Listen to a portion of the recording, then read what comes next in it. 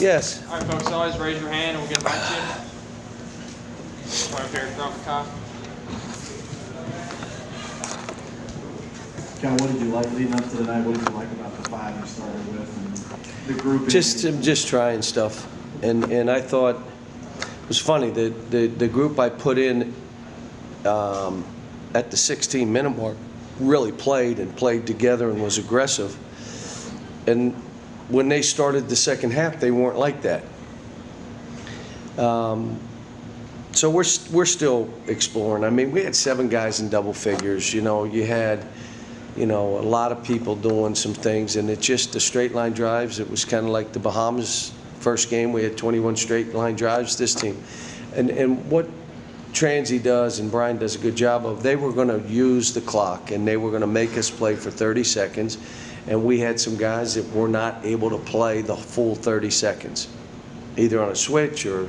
How about it went inside with 2 seconds to go, they throw it out to three-point shooters and guys that fallen asleep and they made them. It's a great lesson. This will be a great teaching tape. We rebounded the ball. PJ went in the second half and did what I wanted him to do, which is, go get 5-6 rebounds a half. Go get 2 or 3 offensive. We need those. We need those extra baskets. But again, it's a lesson. Didn't make a shot. Missed every, great thing for Tyler. I told him, you have to get your shot before you catch the ball. This isn't high school. I catch it, and do I have a shot? You know before you catch it to go get a shot. And I think it's good for him. He went 1 for 8. Now, understand, why did I go 1 for 8? What was it? Some of them I wasn't ready, or they were too tight for me because I wasn't ready to shoot it. When I thought he had 2 that he should have let go, that he then bounced and made it a tougher shot. But this is all new. Emmanuel's better than he played. I thought Ashton played pretty good. Travis did what he did. Nick played well in the second half, not so well in the first half, not so well in the second half. EJ did some good stuff, but we still. Last thing, guys, I told them why I did it. We pressed the whole game, not to try to steal, and I wanted the condition. Let's see where we are conditioning. So you press, and you're all over the place, and then they hold the ball for 25. That's great conditioning, and we broke down a ton because of it. Larry. John, it seemed like the point guards were very conscious of pace first, look for what they were doing first, and shooting was kind of secondary to them. How did you feel about that? Is that what you wanted to see from them like that? Well, they had 7 assists together, 7 assists in 2 turns, so they did a pretty good job there. And they got to the rim for some layups, which is what I wanted. Emmanuel's a 3-point shooter that needed to get some threes off. Ashton is not that guy. He'll shoot a 3, but that's not his game. So I thought Ashton played pretty well.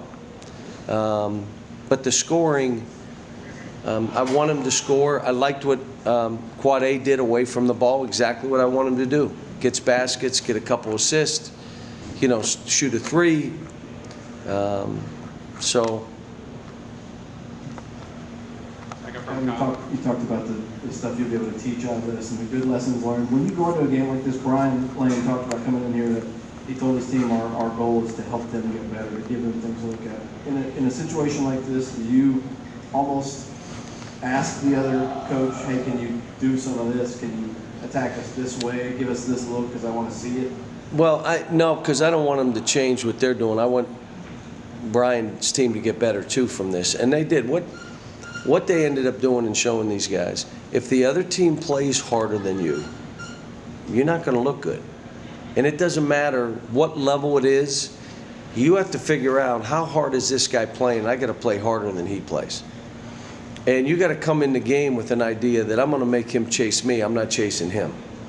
Every one of our players has improved. Every one of them. Now it becomes, does that mean you think you don't have to play harder than the other guy because you're way better as a player? It doesn't, that's the equalizer in all that we do. Over on the right, Daryl. John, are there 1 to 2 things that you'd like to see Mark improvement in during the next exhibition? We gotta make some threes, and I gotta watch the tape to see did they take them away, or were we not prepared to shoot, or 1 for 13. And this might be my best shooting team in a while. One of the things I've told them, though, the good news is we don't rely on three-point shooting. There's teams that do, we don't. So we could go 1 for 13 and still score a lot of points because of how we play. But that is the one thing that gives us a gap. You make 10 or 11 threes here, then we're winning pretty big. And so we, you know, again, I got to watch the tape and see what it is. Some of them we may just been missing, you know. But the two guys, Tyler shot 4, Emmanuel only shot 1, Quade only shot 2. You know, I mean, those are 3 of the guys that should be shooting, and I have no problem with even Keldon. I thought Keldon did good stuff today. Again, the sustaining effort, being a little winded and still being able to think, fighting through. It looks as though these guys can play for 3-4 minutes at a stretch if we're playing the way we want to play. Doesn't seem like anybody can really play more than that. Hey John, is DJ building on what he did in the Blue White game? Can you see him developing? Yes, he did good again today. Did some good stuff. From Curtis. What about Reed? What did you like from him tonight? Reed Travis. Yeah, he did good stuff. I mean, he rebounded the ball. He had a double-double. You know, if we could have that out of him every game we play, it's a pretty good night. He's physical. He talks on defense. He played good. John, there was a nice ceremony for CM before the game. Can you just maybe share some of your experiences with him, tell some stories? Well, let me just say that the first thing that CM was big for basketball, international basketball. I mean, he was involved in USA basketball, all of it, FIBA. He was like the kingpin. He was also big, obviously, with Kentucky's athletic department and our basketball program. And so, as a player here, as the athletic director here, knowing that he coached at Transy, we just thought this would be a good thing, and we talked to Martin, and I like the people here that recognized him and the ovation that they gave him, and they did a video on the game, so there was a television video that they did on him, I told Martin, he had a heck of a run. Dude had a heck of a run and affected basketball in a positive way in so many levels. It's incredible, and he's one of ours.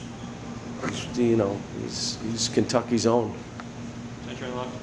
Coach, any concern about Jamal not being able to play tonight? No, his knee swelled up, so he didn't practice for 2 days. Anything else, folks? Back over to Kyle real quick. Did you see DeMarcus got ejected in a game he didn't even play tonight? Who's that? DeMarcus Cousins got ejected in a game he didn't play tonight from the bench. Surprised?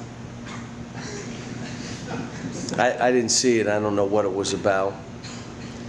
But, somebody must have said something to him. I mean, they shouldn't have said it. I don't know what to say. All right, folks, let him that. Guys, we have Reed, PJ, and Quade out to you.